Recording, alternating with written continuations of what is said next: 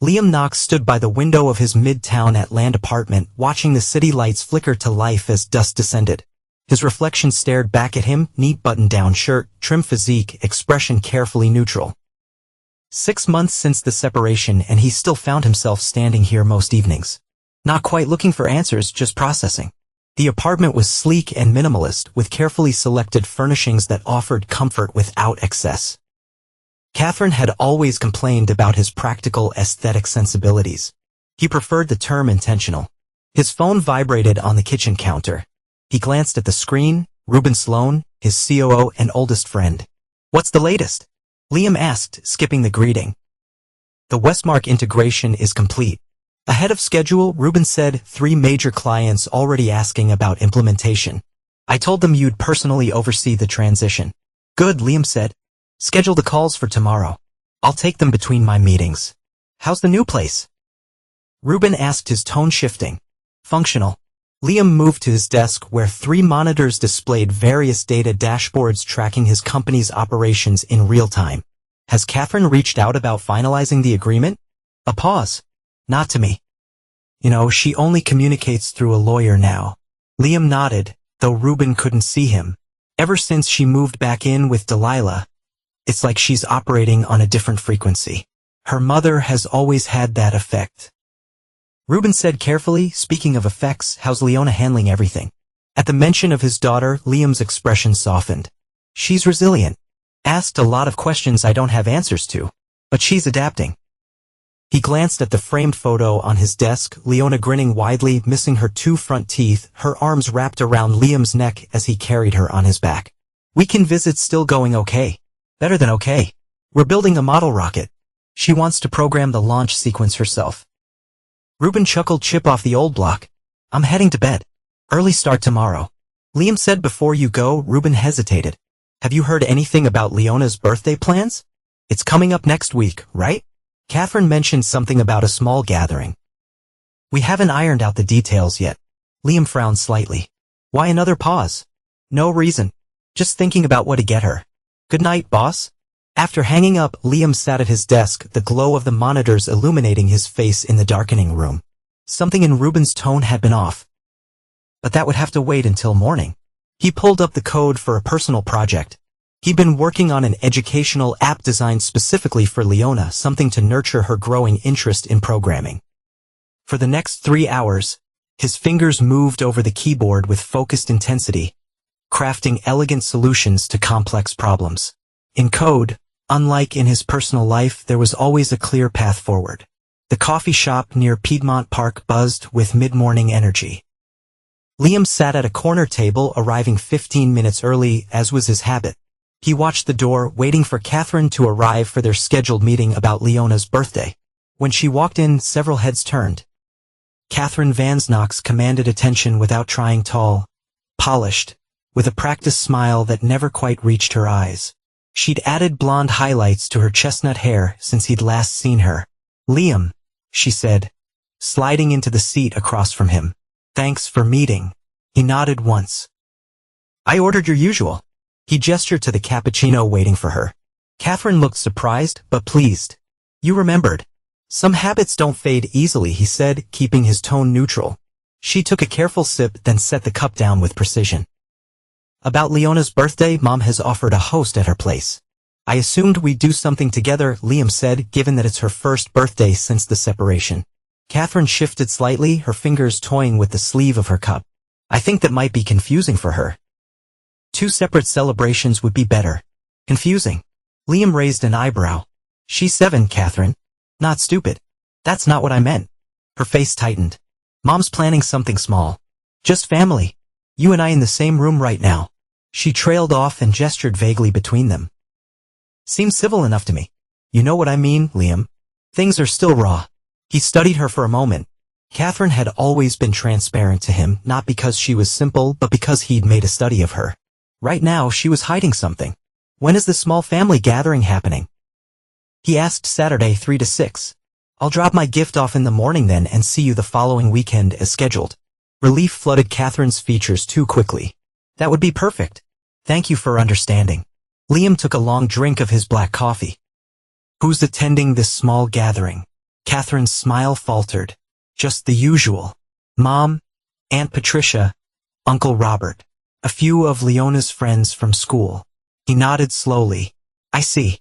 The conversation shifted to logistics school pickup schedules. Leona's upcoming science project, the pediatrician appointment next month. All the practical matters of co-parenting they had mastered in their months apart. Catherine spoke with animation about a new after-school program Leona had joined, carefully avoiding any mention of her own life. You seem well, he said as they prepared to leave.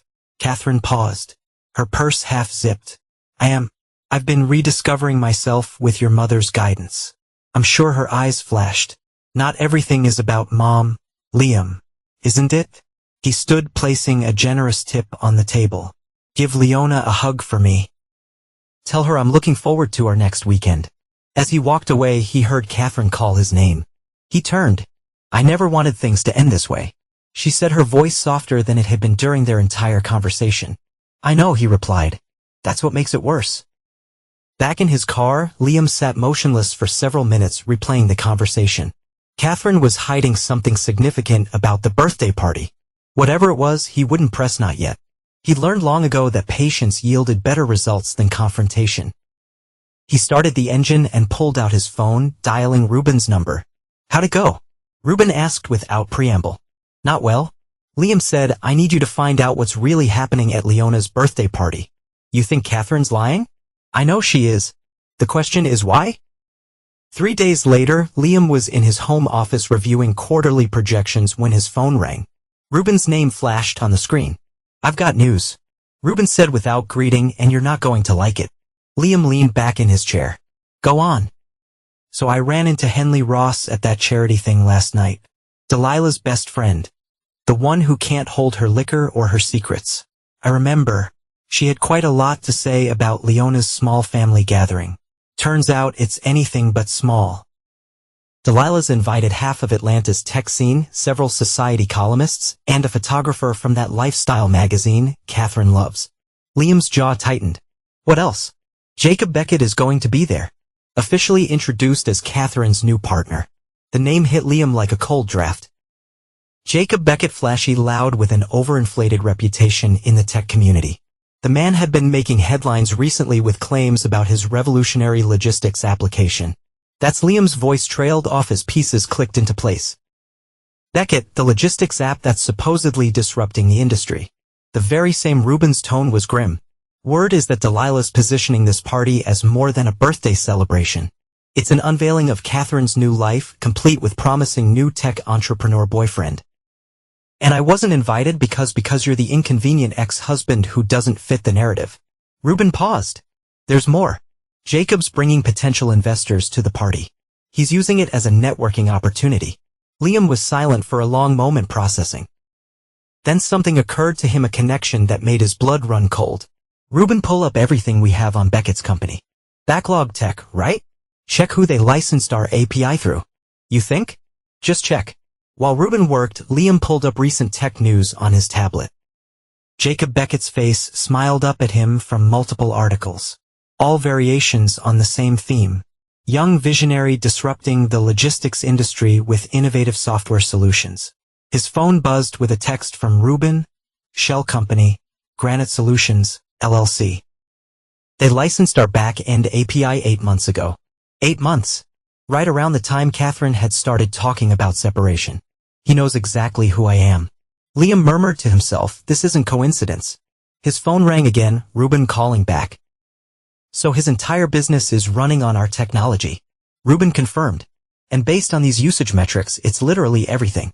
His revolutionary app is basically a pretty interface slapped on top of our engine.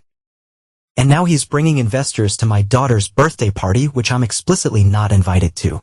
So he can pass off my work as his innovation. Liam's voice was quiet, controlled. What are you going to do? Liam closed his eyes for a moment. Nothing yet. Liam, I'm not going to crash my daughter's birthday party, Ruben. That's exactly what they want, to make me look like the unstable ex who can't let go. So you're just going to let them get away with it? I didn't say that. Liam opened his eyes, determination hardening his features. I'm going to send Leona her gift.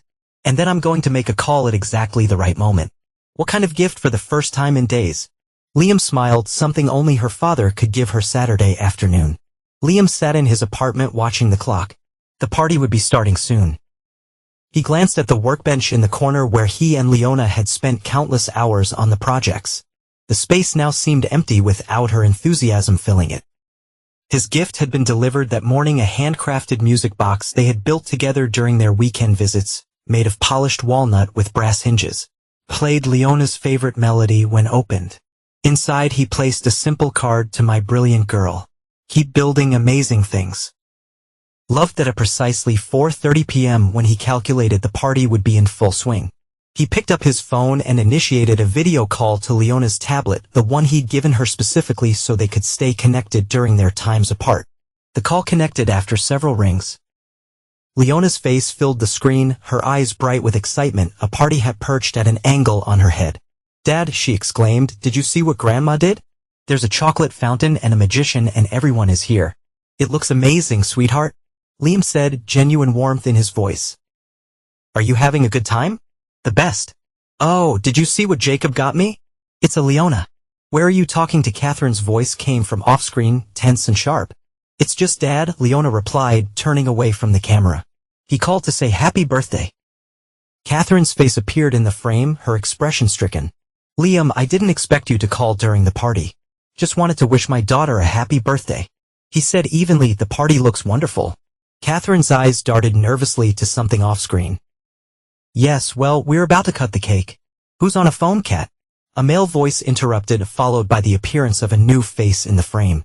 Jacob Beckett, looking exactly as he did in his press photos. Sharp suit, carefully styled hair, confident smile. The smile froze as recognition dawned in his eyes. "Hello, boss," Jacob said, the words slipping out before he could stop them. The background noise of the party seemed to dim. Catherine's expression morphed from nervousness to horror. Liam could just make out Delilah in the background, her hand flying to her throat. "We'll talk soon," Liam said calmly. "Enjoy your party, Leona. I love you." He ended the call before anyone could respond. For several minutes, Liam sat motionless, a strange calm settling over him. Then he picked up his phone again and dialed Ruben. "It's confirmed," he said. "Beckett knows exactly who I am. And now so does everyone at that party." "What's the next step?" Ruben asked. "Now we wait. They'll come to us." The call started less than an hour later. First, a text from Catherine. "We need to talk." Then an email from Jacob Beckett's business account. "Mr. Knox, I believe there's been a misunderstanding. I'd appreciate the opportunity to clarify certain matters at your earliest convenience." Liam read them both, but responded to neither. Instead, he opened his laptop and began a systematic review of the licensing agreement between his company and Granted Solutions LLC, the shell company Jacob had used to acquire access to their API. The doorbell rang just after 9 p.m.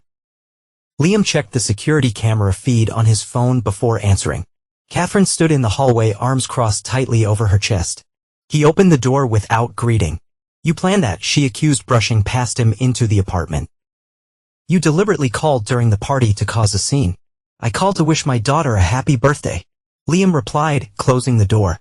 "Since I wasn't invited to attend in person." "You know why?" "Because you and your mother wanted to parade your new boyfriend in front of Atlanta society without the inconvenience of the ex-husband being present." He finished for her. "Yes, I know exactly why." Catherine's composure slipped. "It's not like that." "Then explain to me why Jacob Beckett was there. Of all the men in Atlanta, you happen to start dating the one whose entire business is built on technology licensed for my company." She paled slightly. "I didn't. I don't know what you're talking about. Don't insult my intelligence." "Catherine," his voice remained level. "Did you know? Or did your mother orchestrate this whole thing?" "No, what?" Her confusion seemed genuine. "That Jacob's revolutionary logistics app is running entirely on my company's back-end technology. That he licenses our API through a shell company to hide the connection. That without my technology, his business doesn't exist." Catherine sank onto the nearest chair. "That's not possible. He called me boss, Catherine, on a video call that half your guests probably overheard." He was flustered. He didn't mean he meant exactly what he said. Liam stood with his hands in his pockets, watching her. "The question is whether you were part of this deception or just another victim of it." Catherine's eyes flashed. "I am not a victim." "No." Then what would you call someone who was manipulated into a relationship specifically to gain access to their ex-husband's business connections? That's not. She started then stopped. Doubt crept across her features. Jacob admires your work. He's mentioned it before, but he never said anything about licensing technology. When did you meet him? About 7 months ago. Mom introduced us at a charity gala. And when did he start asking questions about me and my company? Catherine's silence was answer enough. I thought so. Liam said quietly, "Where you going to do?" She finally asked, "Nothing that concerns you. Were separated. Remember, my business decisions are no longer your concern. If you hurt Jacob's company, if I enforce the terms of a licensing agreement that he's violating, you mean?" Catherine stood abruptly. "This isn't about business for you. This is about punishing me for leaving. You're giving yourself too much credit," Liam said, opening the door. "This is about intellectual property and contract law. If Jacob has concerns, he's welcome to contact my legal department." Leona loved her gift, Catherine said as she stepped into the hallway, her voice suddenly small. She wouldn't let anyone else touch it. Something in Liam's expression softened momentarily. Good. That's all that matters. After she left, Liam returned his laptop. There would be more confrontations to come. He was certain of that. For now, though, he had license agreements to review and strategies to formulate. Whatever game Jacob Beckett thought he was playing, Liam had been playing it longer and better. Monday morning arrived with a flurry of emails and messages, all from Jacob Beckett or his representatives. Liam ignored them as he drove to his company headquarters, a modern glass building in Atlanta's tech corridor. Ruben was waiting in the conference room, a spread of documents on the table before him. "You look like you haven't slept," Liam observed as he set down his laptop. "I have a," Ruben confirmed, pushing a coffee cup toward him. "Been digging into Beckett's operation all night. It's worse than we thought."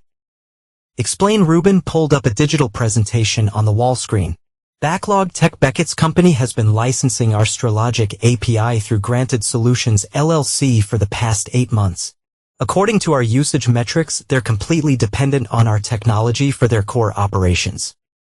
That's not unusual, Liam noted. We license to dozens of companies. True, but most of them acknowledge they're using our back end. Beckett has been explicitly claiming that his revolutionary algorithm is proprietary technology developed by his team. Ruben clicked to the next slide, a screenshot of Backlog's investor pitch deck. "See this? He's actually taken screenshots of our interface, removed our branding, and passed it off as his own development." Liam's expression darkened as he reviewed the evidence. "That's a direct violation of Sections 8 and 12 of our licensing agreement, which would give us grounds to terminate the license immediately." Ruben nodded, "But here's where it gets interesting." He clicked to another slide showing a news article. 2 months ago, Beckett secured $7 million in series of funding based largely on claims about his proprietary technology. He has another round of funding lined up for next month, which explains why he was so eager to impress potential investors at Leona's birthday party. If his license is terminated, his entire business model collapses, Ruben finished, and he potentially face securities fraud charges for misrepresenting his technology to investors. Liam was quiet for a moment, absorbing the information. What about his technical team? Someone there must know they're just rescuing our API. That's another interesting point. Ruben pulled up an organizational chart for companies supposedly built on revolutionary tech. They're remarkably light on actual engineers, mostly marketing and salespeople. The few developers they have are focused entirely on the front-end interface. So Beckett's been raising millions on a lie, dating my ex-wife, and presenting himself as a tech visionary, all while knowing his entire business is built on technology one created.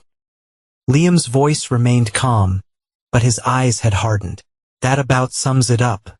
And now he's desperate to talk. Ruben smirked. Wouldn't you be? Liam stood and walked to the window, looking out over the Atlanta skyline. I want a complete audit of every interaction Beckett or his company has had with ours, meeting records, emails, license agreements, everything. And I want our legal team to prepare termination documents for the license. Are you sure? That's the nuclear option. I'm not filing them yet. Liam clarified, just having them ready. And I want to know if Beckett applied for a job here at any point. Something about him seems familiar. Ruben nodded, making notes. What about Catherine and Delilah? What about them? Do you think they knew what Beckett was doing? Liam turned from the window. Catherine claims she didn't. I'm inclined to believe her. She's never had much interest in the technical aspects of my work. Delilah, on the other hand, he shook his head. I wouldn't put it past her to have orchestrated the whole thing. So what's our next move? For now we wait. Let Beckett sweat. Liam returned to the table and opened his laptop. He'll make a mistake soon enough. The mistake came sooner than expected. That afternoon, as Liam was reviewing code for a new feature, his assistant buzzed the intercom. Mr. Knox, there's a Jacob Beckett here to see you. He doesn't have an appointment, but he's very insistent. Liam exchanged a glance with Reuben, who had raised an eyebrow at the announcement. Give me 2 minutes, then send him in. Liam instructed. He quickly pulled up the information Reuben had gathered that morning, arranging it on one of his monitors. Then he closed his laptop and leaned back in his chair. The picture of calm control. When the door opened, Jacob Beckett burst in with a nervous energy of man whose carefully constructed world was crumbling. His designer suit was slightly rumpled, his usually perfect hair showing signs of anxious hands running through it. Mr. Knox, he began, then stopped short of the sight of Reuben lounging in a chair by the window. I was hoping we could speak privately. Mr. Sloan is my co-L. Liam said simply, anything you have to say to me can be said in front of him. Jacob hesitated, then nodded tersely. Fine. I want to clear up what seems to be a misunderstanding.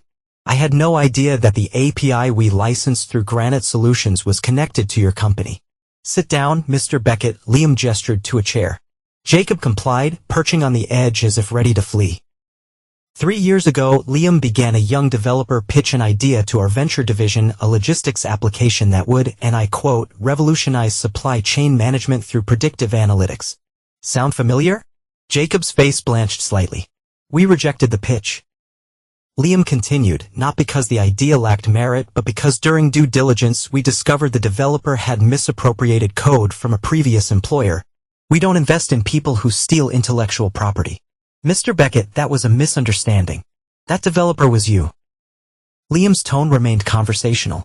And now, 3 years later, you're running a company built entirely on technology license from the very firm that rejected you while claiming publicly that you developed it yourself.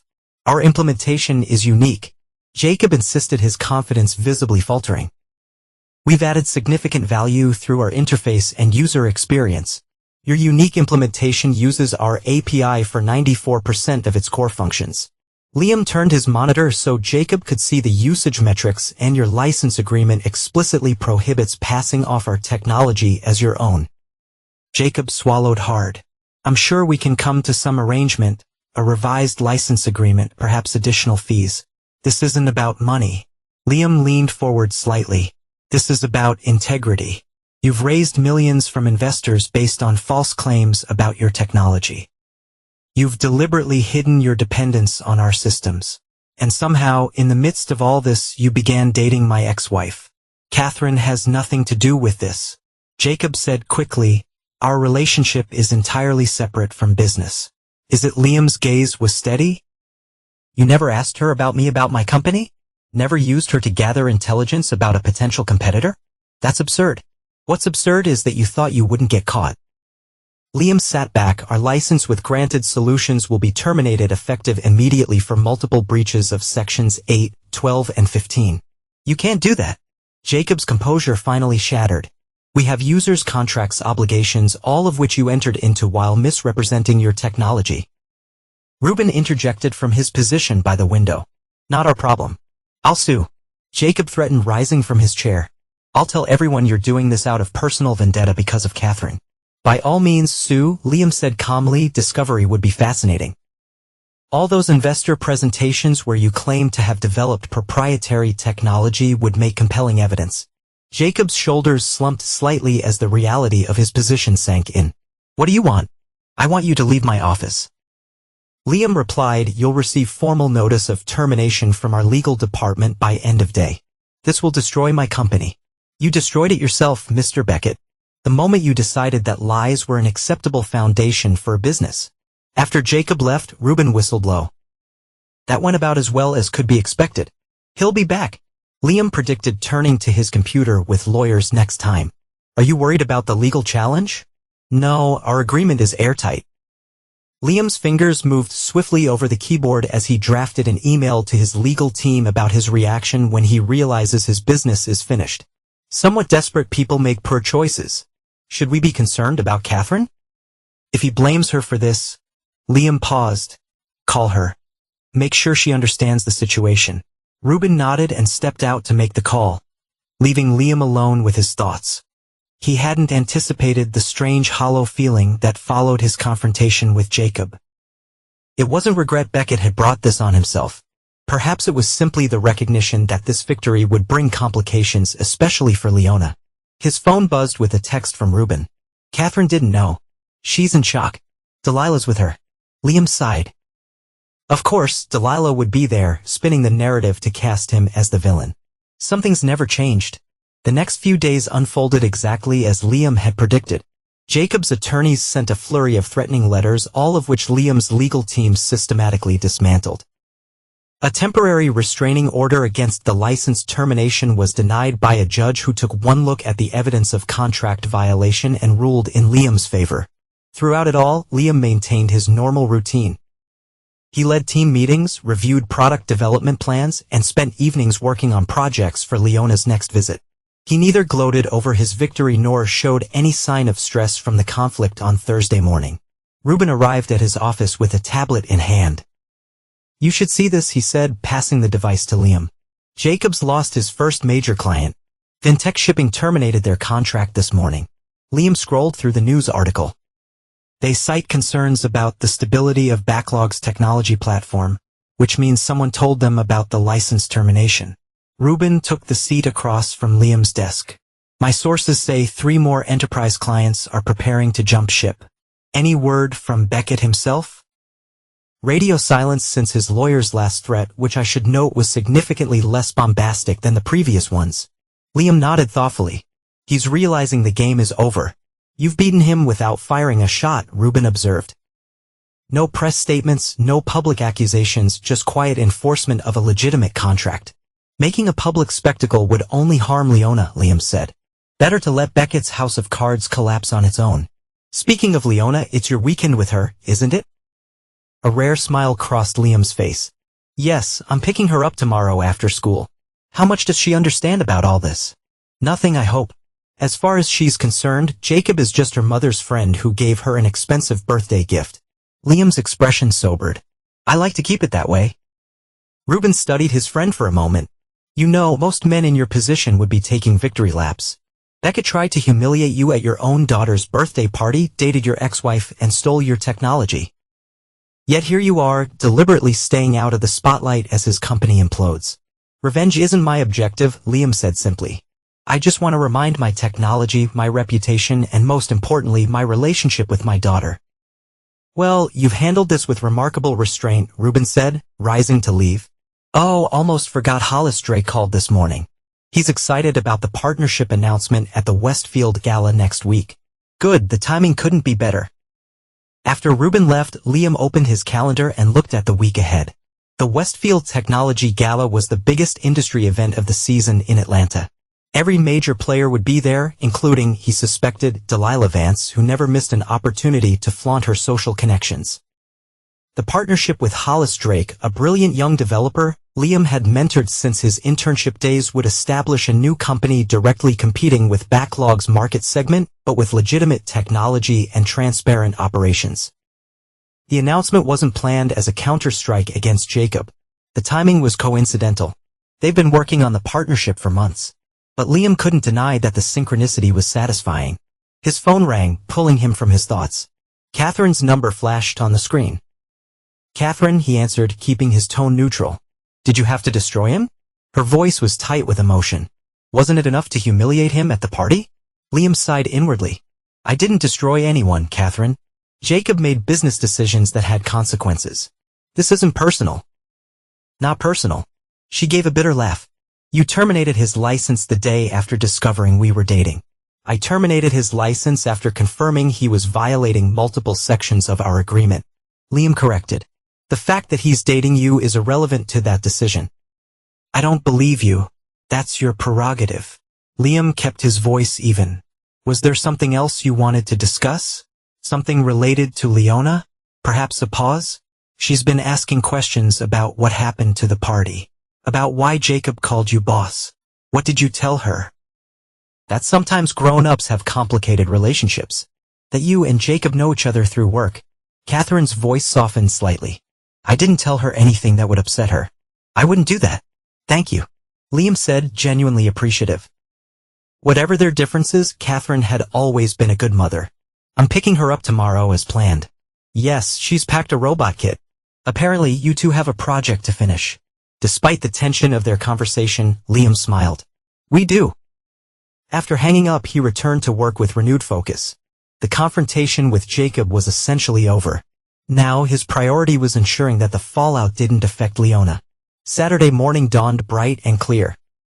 Liam had just finished setting up the workbench for his and Leona's robot project when his doorbell rang. Checking his watch, he found it was too early for Catherine to be dropping Leona off. When he opened the door, he found Catherine alone, her normally perfect appearance showing signs of strain. Her eyes were rimmed with red, her makeup hastily applied. Catherine, Liam stepped back, allowing her entry.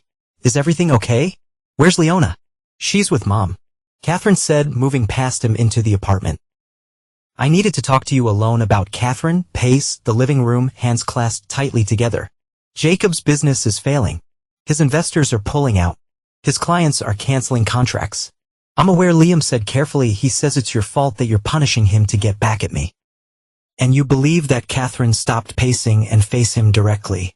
I don't know what to believe anymore. All I know is that everything is falling apart. And somehow you're at the center of it. Liam gestured for her to sit, then took a seat across from her. Let me ask you something, Catherine.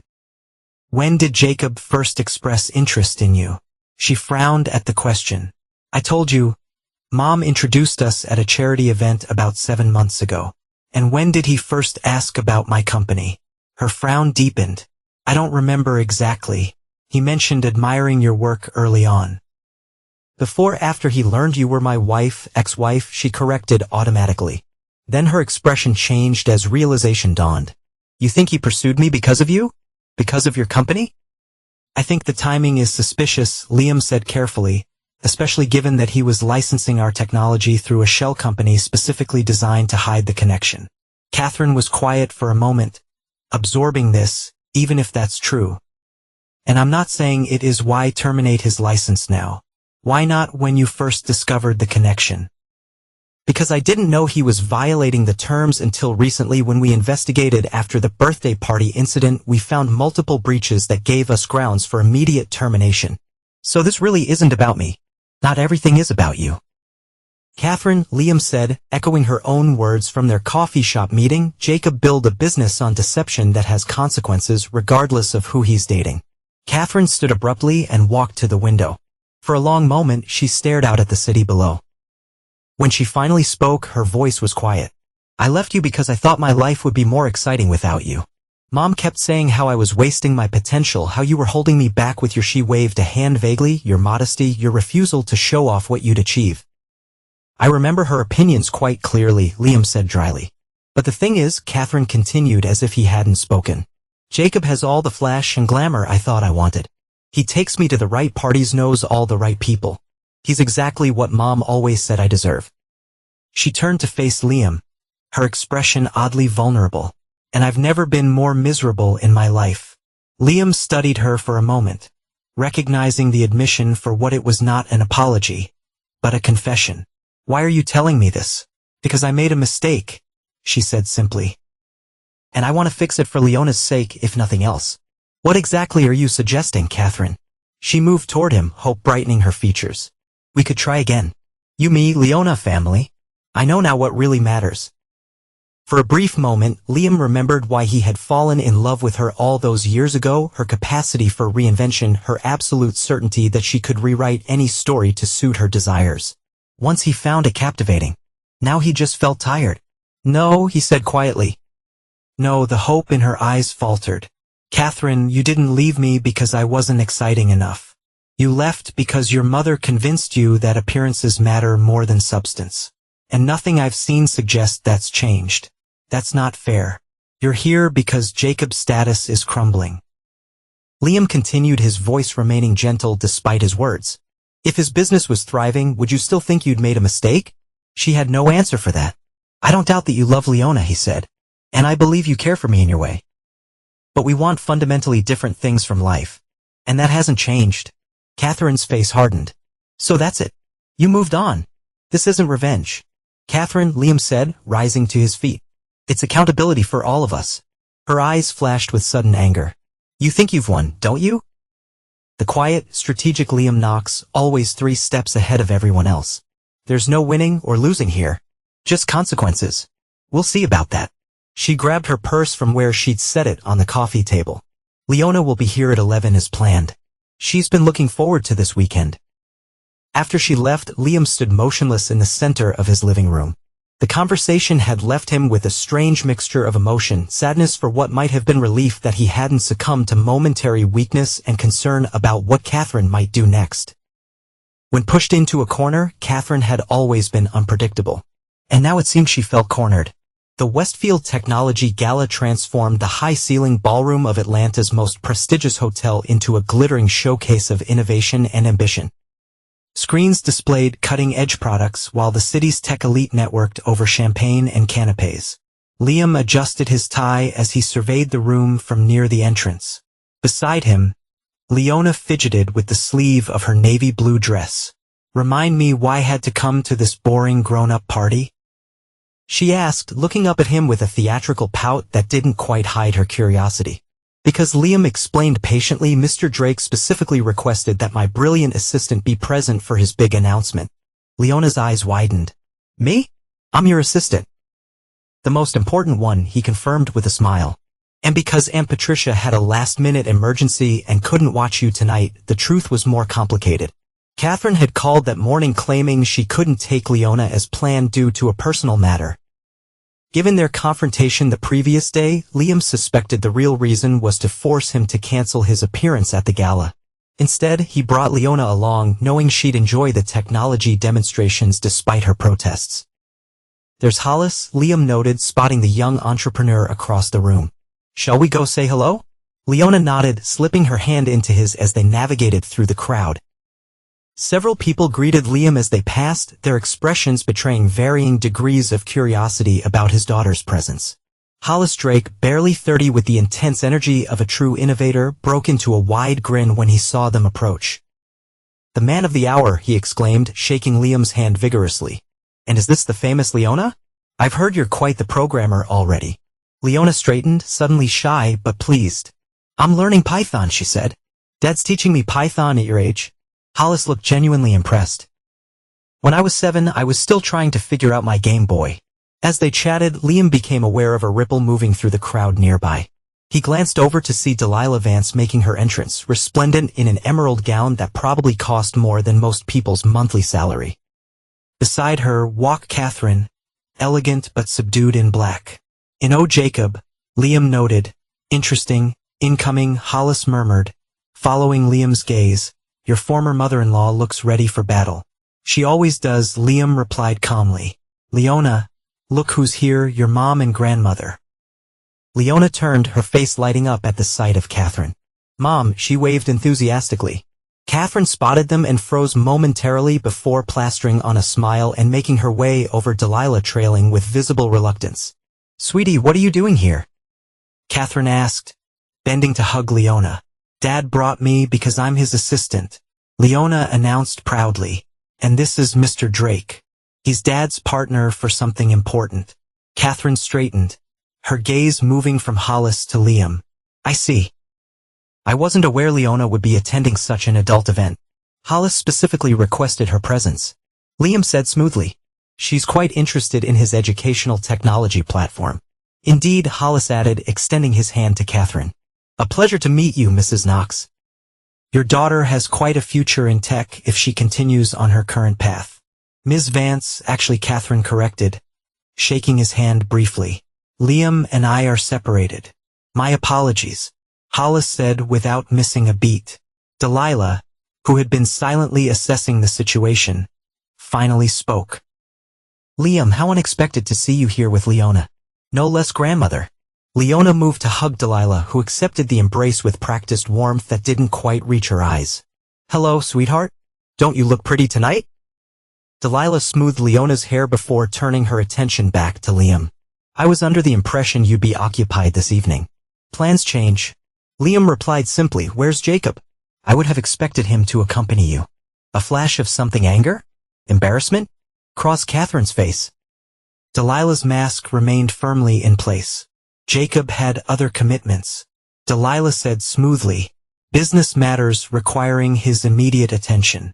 I imagine he does. Liam said, his tone revealing nothing. An awkward silence fell over the group, broken only when Hollis glanced at his watch. Liam, we should head to the stage. The announcement is in 10 minutes. Of course, Liam turned to Catherine. Would you mind watching Leona for a few minutes while we handle this? Before Catherine could respond, a familiar voice called from nearby. Liam, there you are. Reuben approached immaculate in his tuxedo. Evening, Catherine. Delilah. He greeted with a nod before turning to Leona. And if it isn't my favorite junior coder, how's that robot coming along? We're adding voice recognition this weekend. Leona informed him importantly. Impressive. Reuben said, genuinely appreciative. Listen, I just ran into the Pattersons. They have their daughter with them, about Leona's age, I think. They're over by the interactive display area, and suggested Leona might like to join them while the boring business announcement happened. Liam glanced at Catherine, who nodded her agreement. That sounds perfect. Leona, would you like to go with Mr. Sloan to meet another girl your age? Leona considered for a moment, then nodded. Will you come find me after your announcement? Absolutely. Liam squeezed her shoulder gently. Be good for Mr. Sloan. As Reuben led Leona away, the tension among the remaining adults intensified. What exactly is this announcement? Catherine asked, her voice carefully controlled. A strategic partnership, Liam explained. Hollis has developed an innovative logistics platform for the educational sector. We're providing financial backing and technical support. Delilah's eyes narrowed slightly. Logistics? Isn't that rather similar to Jacob's business area? Similar market segment. Hollis confirmed cheerfully, seemingly oblivious to the undercurrents. But our approach is completely different. Fully transparent technology stack, open source components. We're especially proud of the ethics-first development model. The implied comparison to Jacob's deceptive business practices wasn't lost on either woman. If you'll excuse us, Liam said, nodding politely.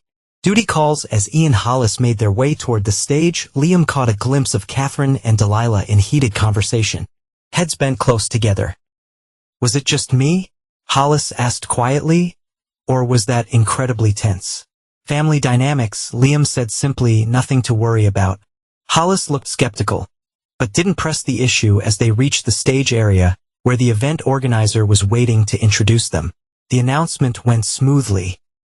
Hollis spoke with infectious enthusiasm about their new venture, while Liam provided concise details about the implementation timeline and market strategy. When they mentioned that the platform would focus initially on underserved school districts, providing affordable technology to students who needed it most, the applause was genuine and sustained as they stepped down from the stage. Reuben approached with Leona in tow. Wonderful speech, he said. Both of you. Though I think someone here was more interested in the interactive displays than in listening to her father talk business. Leona grinned unrepentantly. The hologram thing is really cool, Dad. Can we go see it? Absolutely, Liam agreed, taking her hand. Lead the way. For the next hour, they explored the exhibition area together. Liam patiently explaining the technology behind each display as Leona absorbed the information with remarkable acuity for a 7-year-old. They were examining a virtual reality simulation when Liam felt the tap on his shoulder. Turning, he found a reporter from a prominent tech publication. Mr. Knox, fantastic announcement tonight, the reporter said. Any comment on the rumors that Backlog Tech is facing legal challenges related to their technology licenses? Liam's expression remained neutral. I don't comment on competitors' business matters, he said firmly. Tonight is about our new educational initiative with Hollis Drake Innovations, which we're very excited about. But isn't it true that Jacob Beckett's company was using technology license from your firm? Technology he claimed was proprietary. As I said, Liam repeated, his tone cooling slightly. I don't discuss other companies' business practices.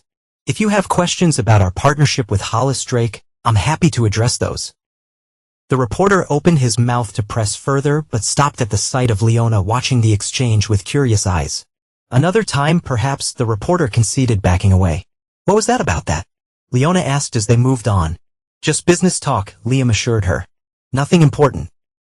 As the evening wound down, Liam spotted Catherine alone near the exit, checking her phone with a furrowed brow. Delilah was nowhere to be seen. Time to say good night to your mother, he told Leona, guiding her in Catherine's direction. Catherine looked up as they approached, quickly tucking her phone away. There's my girl, she said, kneeling to embrace Leona. Did you have fun after all? So much fun, Leona exclaimed. I saw holograms and virtual reality. And Dad's new partner is making software for kids like me to learn coding. That sounds wonderful, Catherine said, her smile genuine as she rose to her feet. Your father always did know how to make learning exciting. Something in her tone made Liam study her more carefully. Everything okay? Catherine hesitated. Jacob's been trying to reach you. His calls aren't going through. I blocked his number after our last conversation. Liam admitted. If he has business matters to discuss, he can contact our legal department. It's not just business, Liam. Catherine glanced at Leona, then chose her words carefully. He's not handling things well. Mom's worry? That's not my concern, Liam said firmly. Whatever choices he's making now are his responsibility, not mine. Catherine looked like she wanted to argue but instead nodded reluctantly. You're right. I just thought you should know. Thank you for the warning. Liam said, his tone softening slightly. We should get Leona home. It's late. Of course. Catherine bent to kiss Leona's cheek. I'll see you Monday after school, sweetheart. Have a wonderful weekend with your dad. As they left the gala, Leona's hand warm in his. Liam reflected on Catherine's warning. Jacob Beckett was clearly unraveling as his business collapsed. That made him unpredictable, possibly dangerous. He would need to be vigilant in the days ahead. Monday morning brought a flurry of notifications to Liam's phone before he'd even finished his first cup of coffee. Multiple news alerts, all variations on the same headline. Backlog Tech CEO Jacob Beckett faces investor lawsuit amid technology licensing scandal. Ruben's call came moments later. Have you seen it? Ruben asked without preamble. Just the headlines, Liam replied, setting down his coffee to browse through the articles. What happened? One of Backlog's major investors filed suit last night, claiming Beckett deliberately misrepresented the company's technology. They're alleging securities fraud. Ruben sounded grimly satisfied. And TechWire just published an expose detailing how Backlog's revolutionary algorithm is actually licensed technology from an unnamed third party. Unnamed, we weren't the source. Ruben confirmed. My guess is someone inside Backlog started talking when they realized the ship was sinking. Liam absorbed this information silently. The collapse had come more swiftly than even he had anticipated. There's more, Ruben continued. Beckett tried to pivot yesterday, announced they were evolving their technology stack to reduce dependence on external APIs. But it was too late. 3 more enterprise clients terminated their contracts this morning. And the investors who attended Leona's birthday party, running for the hills, according to my sources, no one wants to be associated with what's increasingly looking like fraud. Liam moved through his home office window, gazing out at the Atlanta skyline as dawn broke over the city. Has he made any public statements? A brief one claiming the allegations are baseless. And that Backlog is cooperating fully with investors to clarify any misunderstandings. Ruben snorted standard damage control language. It's not working. What about Catherine? Have you heard anything? A pause? Nothing concrete. But there are rumors that she and Jacob had a very public argument at Echo Restaurant Saturday night. After the gala, Liam frowned slightly. Keep me updated if you hear anything more. I'm concerned about how this might affect Leona. Will do. And Liam, for what it's worth, you handled this perfectly. No public accusations. No vindictive statements. You simply enforced a contract and let the truth do the rest. After hanging up, Liam reviewed his calendar for the day. A board meeting at 10, lunch with potential investors, product development reviews in the afternoon. Standard business operations that would continue regardless of Jacob Beckett's implosion. He was reviewing quarterly projections when his phone rang again. Catherine's number. Catherine, he answered, bracing himself for whatever might come. Have you seen the news? Her voice was tight with tension.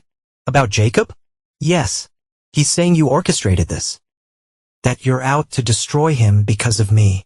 Liam sighed. We both know that's not true. The facts speak for themselves.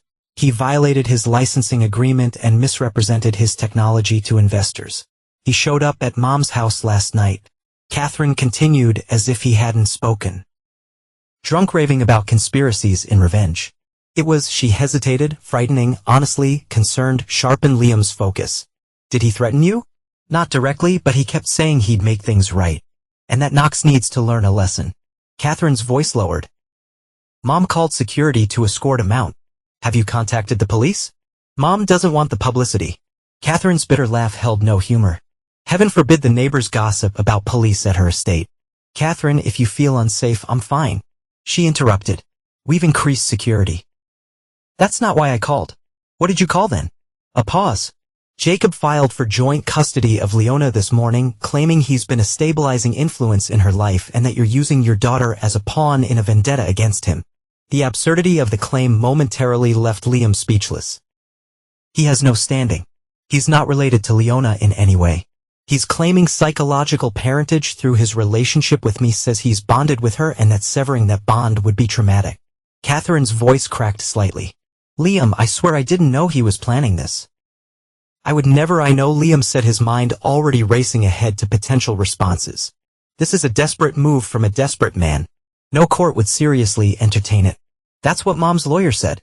But Jacob is determined to drag this out publicly to make it as messy as possible. Let him try. Liam said, his voice hardening slightly. I'm not concerned about public opinion. I'm concerned about Leona. So am I. Catherine admitted quietly, which is why I decided to file for a modification of our custody arrangement. Liam tensed. What modification? I'm requesting that you be granted primary physical custody with liberal visitation rights for me.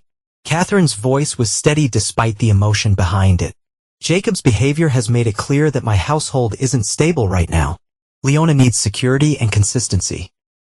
The request was so unexpected that Liam momentarily wondered if he'd misheard. You're voluntarily ceding primary custody. Temporarily, Catherine clarified, until all this dies down. Until Jacob is. She trailed off. Out of your life. Liam suggested gently. Yes, the single word carried the weight of admission, of acknowledgement that her choices had led them here. Thank you. Liam said simply, for putting Leona first. I made a lot of mistakes, Liam. Leaving you might have been one of them. But I refuse to let my daughter pay the price for my poor judgment. After they hung up, Liam sat motionless for several minutes, processing the unexpected term events. Then he called his attorney to begin preparing the necessary documentation for the custody modification. Within hours, tech blogs and business publications were running stories about Jacob Beckett's spectacular fall from grace. Screenshots of investor presentations claiming proprietary technology were juxtaposed with evidence of backlogs, dependence on licensed APIs. Former employees began speaking anonymously about the toxic culture Beckett had fostered, one where marketing hype trumped technical reality. A Bay evening. Backlog's board of directors had issued a statement announcing Jacob's temporary leave of absence while they conducted an internal review. Industry analysts predicted the company wouldn't survive the month. Throughout it all, Liam maintained his silence, refusing to comment when reporters reached out. His company issued a single statement confirming that they had terminated a licensing agreement with Granite Solutions LLC for contractual violations, with no mention of Backlog or Beckett. Let the evidence speak for itself. Liam thought as he worked late into the night, preparing his home for Leona's more permanent presence. Some battles were won not by fighting, but by simply standing firm as others destroyed themselves. The family court mediator's office was deliberately in neutral, warm beige walls, comfortable but unremarkable furniture, abstract art that offended no one. Liam arrived 15 minutes early, as was his habit, and spent the time reviewing the custody modification documents his attorney had prepared. Catherine arrived precisely on time, alone and dressed conservatively in a navy suit that spoke of serious intentions. She nodded to Liam as she took the seat across from him. Thank you for agreeing to mediation, she said. It seemed better than a formal hearing. Agreed, Liam replied, less stressful for everyone, especially Leona. The mediator, a seasoned family law attorney named Elena Vasquez, entered and greeted them both warmly. I've reviewed your case file. She began after introductions. I understand you're seeking to modify your existing custody arrangement with Mr. Knox taking primary physical custody. Is that correct? Yes, Catherine confirmed. Temporarily at least. And you're both in agreement on this point. We are, Liam said. Elena looked pleasantly surprised. That's refreshing. Usually my job involves much more negotiation. May I ask what precipitated this decision? Catherine and Liam exchanged glances. My personal life has become complicated. Catherine explained carefully. There's been some instability that I don't want affecting Leona. I see Elena made a note. And you, Mr. Knox, you're prepared to take on primary caregiving responsibilities. Absolutely. Liam said without hesitation. I've maintained a consistent presence in Leona's life throughout the separation. My work schedule is flexible, allowing me to be available for school functions and extracurricular activities. He's always been an excellent father, Catherine added unexpectedly. That was never in question, even during our most difficult times. Elena nodded, making additional notes. I should mention that I've also received a petition from a Jacob Beckett claiming psychological parentage and seeking visitation rights. Catherine stiffened visibly. Liam remained calm. Mr. Beckett has no legal standing, Liam stated plainly. He's known Leona for less than a year, has no biological relation, and has never lived in the same household with her. He's also currently the subject of multiple lawsuits related to fraudulent business practices. Catherine added, her voice tight, and has displayed concerning behavior, including appearing intoxicated in my mother's home and making vague threats. Elena raised her eyebrows. I see. Has Mr. Beckett ever been Leona's caregiver, made school pickups, attended parent-teacher conferences, that sort of thing? Never, Catherine said firmly. He's met her fewer than a dozen times, always in group settings. He gave her an expensive birthday gift, Liam added. That's the extent of his parenting. Understood. Elena made several more notes. Based on what you've both shared, I don't anticipate Mr. Beckett's petition gaining any traction. However, I would like to speak with Leona, if that's acceptable to you both.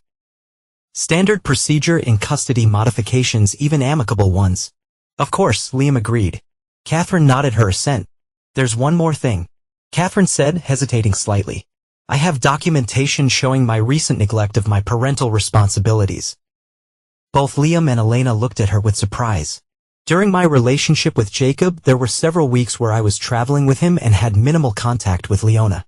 Catherine continued, avoiding their eyes. I have screenshots of missed video calls, texts from my mother noting my absence, and my own calendar showing extended periods away. She placed a folder on the table. I believe these support the case for Liam having primary custody, at least for now. Liam was momentarily stunned by Catherine's voluntary admission. It was so unlike her to acknowledge any failing, let alone document it. That's very forthright of you, Ms. Vance, Elena said, accepting the folder. May I ask why you're providing this? Catherine finally looked up, her expression resolute. Because I want what's best for my daughter. And right now, that's stability and security with her father. The rest of the mediation proceeded smoothly. They discussed schedules, transition arrangements, and how to explain the changes to Leona in age-appropriate ways. Throughout it all, Catherine remained composed, occasionally deferring to Liam on matters of Leona's daily routine with a respect that had been absent in their recent interactions. When Elena left briefly to make copies of their agreement, Liam turned to Catherine. You didn't have to provide that documentation, he said quietly. I wasn't going to present evidence against you. I know, Catherine replied, smoothing an invisible wrinkle from her skirt. But it was the truth. And I'm trying to be more honest these days. She paused. Jacob's self-destruction has been clarifying how so. Watching someone build their entire identity on lies, then collapse when those lies are exposed, it makes you reevaluate your own choices. She met his gaze directly. I've spent too many years letting my mother define success for me. Letting appearances matter more than substance. That's a significant realization, Liam acknowledged. Don't misunderstand, Catherine said with a hint of her old spirit. I'm not having some dramatic transformation into a humble, selfless person. I still like nice things and social status. I'm just rearranging my priorities. Despite everything, Liam found himself smiling slightly. That sounds more like the Catherine I know. There's one more thing, she said, her expression growing serious again. Leona should know what's happening. Not the ugly details, but enough to understand why she'll be living primarily with you for a while. I agree. We should tell her together. And I want her to know that it's not because I don't want her or don't love her. Catherine's voice wavered slightly. But because I'm making some necessary changes, and she needs stability while I do that. Liam nodded. We'll make that clear. When Elena returned, they finalized the agreement. Primary physical custody would transfer to Liam immediately, with Catherine having Leona every other weekend and one evening during the week. The arrangement would be reviewed in 6 months with potential adjustments based on Leona's needs and Catherine's circumstances. As they left the mediator's office, Catherine paused in the hallway. Liam, she said hesitantly, thank you for not making this harder than it needed to be, for not using my mistakes against me. We're still Leona's parents. He replied simply, that matters more than any score settling between us. Yes, she agreed quietly. It does. They parted ways in the parking lot. The custody agreement setting them on a new path, not one either would have chosen 6 months ago, but one that put their daughter's well-being above their own conflicts. And for now, that was enough. 3 weeks after the custody modification, Liam had settled into a new routine with Leona. Mornings were a carefully choreographed dance of breakfast preparation, backpack checking, and last-minute homework questions. Evenings involved dinner, homework supervision, and their ongoing technology projects. Liam manages company remotely, taking video calls from his home office while Leona was at school. The transition had been smoother than he'd expected. Leona, while initially confused by the change, had accepted the explanation that her mother needed some time to figure things out. Catherine had been consistent with her scheduled visits, arriving promptly and returning Leona on time. Their exchange is civil and focused on their daughter's needs. Out of Jacob Beckett, they heard nothing directly. His petition for visitation rights had been summarily dismissed by the court. News reports indicated he'd been formally removed as CEO of Backlog Tech, which was now in the process of bankruptcy reorganization. The last Liam had heard, Jacob had left Atlanta entirely, heading west to pursue new opportunities. It was a Tuesday afternoon when Delilah Vance finally made her move. Liam was in a video conference with his development team when his office receptionist messaged him. Delilah Vance is here, demanding to see you. Security is standing by. Instructions? He stared at the message for a moment, then typed back. Have her escorted to the small conference room. Tell her I'll be with her in 15 minutes. To his team, he said, something's come up that requires my immediate attention. Let's reconvene tomorrow morning. After ending the call, Liam sat quietly for several minutes, gathering his thoughts. He had expected this confrontation eventually. Delilah was not someone who accepted defeat gracefully, especially not at the hands of a man she had always considered beneath her daughter's station. When he finally entered the conference room, Delilah was standing by the window, her posture rigid with tension. She turned to the sound of the door, her carefully made-up face set in lines of barely controlled fury. 15 minutes, she said by way of greeting. How generous of you to squeeze me into your busy schedule. Delilah, Liam acknowledged with a nod. What can I do for you? You can stop destroying my daughter's life, she replied, her southern accent thickening with emotion. This vindictive campaign of yours has gone far enough. Liam remained by the door, maintaining distance between them. I'm not sure what campaign you're referring to. Don't play innocent with me. Delilah snapped. You engineered this entire situation. Jacob's downfall, Catherine surrendering custody, all of it a calculated revenge plot, because Catherine had the audacity to leave you. That's an interesting interpretation, Liam said calmly, completely divorced from reality, but interesting nonetheless. Reality? Delilah's laugh was harsh. The reality is that you couldn't stand seeing Catherine happy with someone successful and dynamic. Someone who understood her potential the way you never did. So you destroyed him. Jacob Beckett destroyed himself, Liam corrected. He built a business on deception, violated his licensing agreements, and misrepresented his technology to investors. Those were his choices, not mine. You could have handled it privately.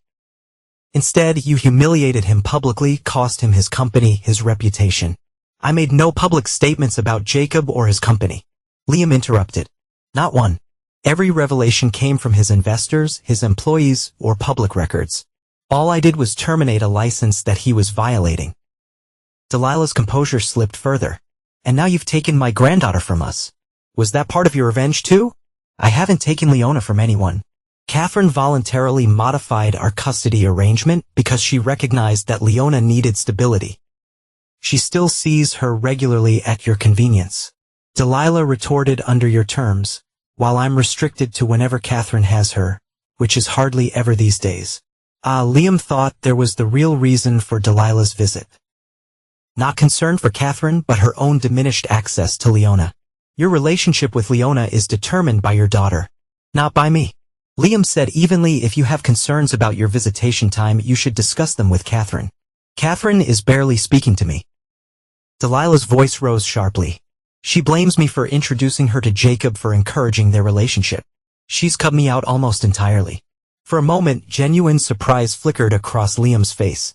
He hadn't known that Catherine had distanced herself from her mother. It was an unexpected development, suggesting that Catherine's talk of rearranging priorities might be more than just words. That's between you and Catherine, he said finally. It has nothing to do with me.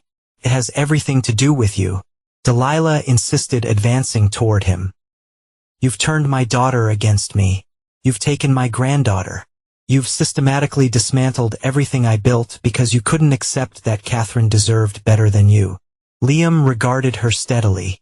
Is that what you told yourself when you introduced her to Jacob? Did she deserve better? Or did you know exactly who he was and what he was doing?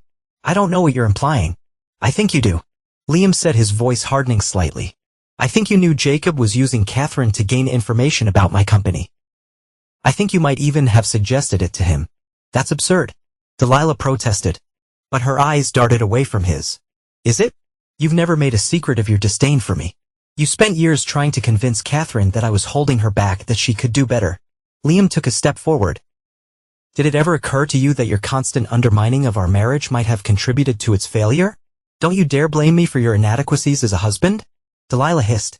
I'm not blaming you for the end of my marriage. Liam replied calmly. Catherine and I both made our choices. I'm simply pointing out that your interference has rarely benefited anyone, least of all your daughter. Delilah seemed to deflate slightly, the righteous anger draining out of her. I want to see my granddaughter, she said, her voice suddenly smaller. Regularly, not whenever Catherine manages to fit me into her schedule. As I said, that's between you and Catherine. Leona's legal guardians are her parents. We decide who she spends time with. And if I petition the court for grandparent visitation rights, Delilah challenged, though with less fire than before. You're welcome to try, Liam said, but courts typically defer to fit parents' decisions regarding third-party visitation. And both Catherine and I are considered fit parents by the court. Delilah stared at him for a long moment, the realization of her powerlessness in this situation finally sinking in. You've won, haven't you? She said bitterly, completely and utterly. This isn't about winning, Delilah. Liam moved to open the door. Family doesn't treat each other the way you did. Your legacy is yours to fix, not mine. What does that supposed mean? It means that if you want a relationship with your daughter and granddaughter, you might try respecting their choices instead of constantly trying to control them. Liam held the door wider. Now, if there's nothing else, I have work to return to. Delilah gathered her designer handbag and moved toward the door with as much dignity as she could muster. At the threshold, she paused. You think you're so superior, she said quietly. So righteous. But I know what you really are, a small man who got lucky in business and never deserved my daughter. Your opinion of me stopped maturing a long time ago, Liam replied. Goodbye, Delilah. After she was escorted from the building, Liam returned to his office and sat motionless behind his desk. The confrontation had left him drained but resolute. Delilah's intrusion into their lives had caused immeasurable damage over the years, but her power to do so was finally waning. He picked up his phone and texted Catherine, your mother visited my office today. I want to check on her. The reply came minutes later. I'm aware. She called me ranting afterward. I'll handle it. Nothing more needed to be said. They were finding their way toward a new kind of understanding, not friendship exactly, but a mutual respect born of shared priorities. It wasn't perfect, but it was functional. And sometimes that was enough. 3 months later, on a crisp autumn Saturday, Liam stood on the back porch of his new home, watching Leona arrange colored stones in the small creek that ran through their property.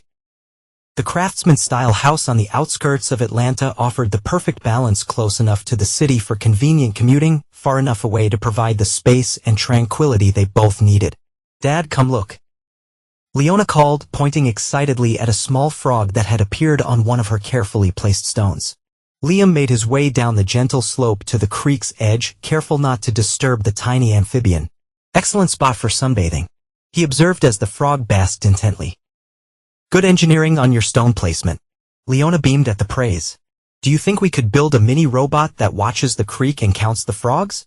For science, absolutely, Liam agreed. We'd need a camera module, some basic image recognition software. It's definitely doable. Can we start today? Leona's enthusiasm was infectious. After lunch, he promised. We've got company coming, remember? As if on cue, the sound of a car crunching up the gravel driveway reached them.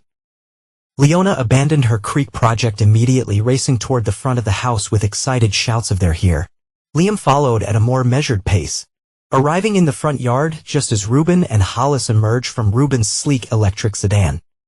Uncle Reuben, Leona launched herself at Liam's friend, who caught her with practiced ease. If it isn't the coding prodigy herself, Reuben declared, spinning her around once before setting her down. Getting taller every time I see you. That's because I eat all my vegetables. Leona informed him seriously. Unlike some people, she cast a meaningful glance at Hollis, who'd been caught hiding broccoli in his napkin during a previous dinner. Busted, Hollis admitted with a laugh, ruffling her hair affectionately. How's the most brilliant 7-year-old in Georgia? I'm almost 8, she corrected. And I'm working on a frog-counting robot for the creek. Ambitious, Hollis approved. Maybe we could integrate that with a wildlife tracking module we're developing for schools.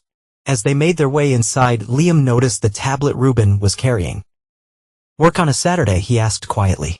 Just some analytics I thought you'd want to see. Reuben replied, nothing urgent.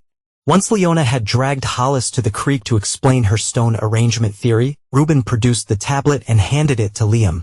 Final numbers on educational platform adoption. He explained as Liam scrolled through the data. 27 school districts signed on in the first quarter. User engagement metrics are off the charts. Impressive, Liam acknowledged. Hollis must be pleased. Ecstatic would be more accurate. Reuben leaned against the kitchen counter as Liam prepared lunch. Also, thought you'd be interested to know that the backlogged tech bankruptcy proceedings are finally complete. Assets sold, creditors paid pennies on the dollar, the usual mess. And Beckett, last I heard, he's in Seattle trying to pitch a new startup, not having much luck. Word travels in tech circles. Liam nodded absently, focusing on slicing vegetables for the salad. And Catherine, any update there? Professional or personal? Reuben asked with a knowing look. Professional. The personal is none of my business anymore. Fair enough. Her interior design firm is doing well for what I gather. Landed a major contract for a boutique hotel downtown. Apparently, she's developed quite a reputation for ethical sourcing practices. Refuses to use materials from companies with questionable labor practices. Liam paused in his shopping. That's unexpected. People change, Reuben observed. Sometimes even for the better. Through the kitchen window, they could see Leona animatedly explaining something to Hollis, who was listening with genuine interest. The sight warmed Liam in ways he couldn't quite articulate. You know, Reuben said, following his gaze, for all the chaos of the past year, things seem to have worked out rather well. Better than I expected, Liam admitted. Are you happy? The direct question was characteristic of their friendship, no niceties, just honest inquiry. Liam considered for a moment. I'm content, he said finally. Leona is thriving. The company is growing. This house, he gestured around the warm, open space they'd made their home, is exactly what we needed. Not what I asked. Reuben persisted gently. Yes, Liam conceded with a small smile. I'm happy. Not because I want some imaginary contests with Catherine or Delilah or Jacob, but because I maintain my integrity throughout. And in the end, that's what matters. Lunch was a lively affair, with Leona dominating the conversation with detailed plans for her frog-counting robot. Hollis offered technical suggestions, while Reuben contributed increasingly outlandish feature ideas. What if it could predict which frog would jump first? We could start a racing league that had Leona giggling helplessly. After the meal, they gathered in Liam's home office to begin working on the robot prototype. Leona's tablet was connected to the main monitor, where she was sketching a surprisingly sophisticated flowchart of the robot's operations. What if we used a motion sensor here? She suggested pointing to her diagram, then it would only activate the camera when something moves. Energy efficient, Liam approved. Good thinking. She's definitely taking over your company one day. Ruben remarked, only half joking. Better start preparing now. Naturally, Liam agreed, watching as Leona confidently explained a complex algorithm to Hollis. Though at this rate, she might start her own instead. As the afternoon wore on, Liam found himself stepping back, observing rather than participating. This quiet moment of creation, his daughter applying her brilliant mind to a problem supported by friends who had become family, felt like the truest victory of all, not the downfall of those who had wronged him, not the business successes or the custody arrangements. But this, a home filled with purpose and genuine connection, a life defined not by what he'd overcome, but by what he'd built in its place. Later, after Ruben and Hollis had departed with promises to return for testing, once the prototype was complete, Liam and Leona sat on the back porch watching the sunset paint the sky in brilliant oranges and pinks. Dad, Leona asked, leaning against his side, are you glad we moved here? Very glad. He answered honestly, it's a good place for us. Don't you think? She nodded thoughtfully. I miss Mom sometimes. But I like our new routine. And I know she's doing okay because she seems happier when I visit now. Your mother is working through some things. Liam explained carefully. But she loves you very much. That hasn't changed. And Grandma Delilah, Liam hesitated. Catherine had resumed limited contact with her mother recently, allowing supervised visits with Leona that had gone reasonably well. Your grandmother loves you in her way. He said finally, she's learning like all of us how to be better. Leona seemed satisfied with this answer. Tomorrow, can we work on my school project? I want to show my class how your logistics app works, but simplified so they understand it. Of course, Liam agreed, touched by her interest in his work. We can create a kid-friendly version that demonstrates the basic concepts. As darkness fell, they moved inside Leona, chattering excitedly about her plans for the presentation. Watching her animated gestures and bright eyes, Liam felt a profound sense of peace. The past year had brought challenges he never expected: betrayal, deception, the unraveling of the life he thought he'd built. Yet through it all, he had remained steady, refusing to let bitterness define his actions or corrupt his principles. That calm refusal. He had found not just victory over external circumstances, but something far more valuable. The freedom to create a life on his own terms, unconstrained by others' expectations or manipulations. It wasn't a story of revenge, but of restoration, not of retaliation, but of reclamation. And in the end, that made all the difference.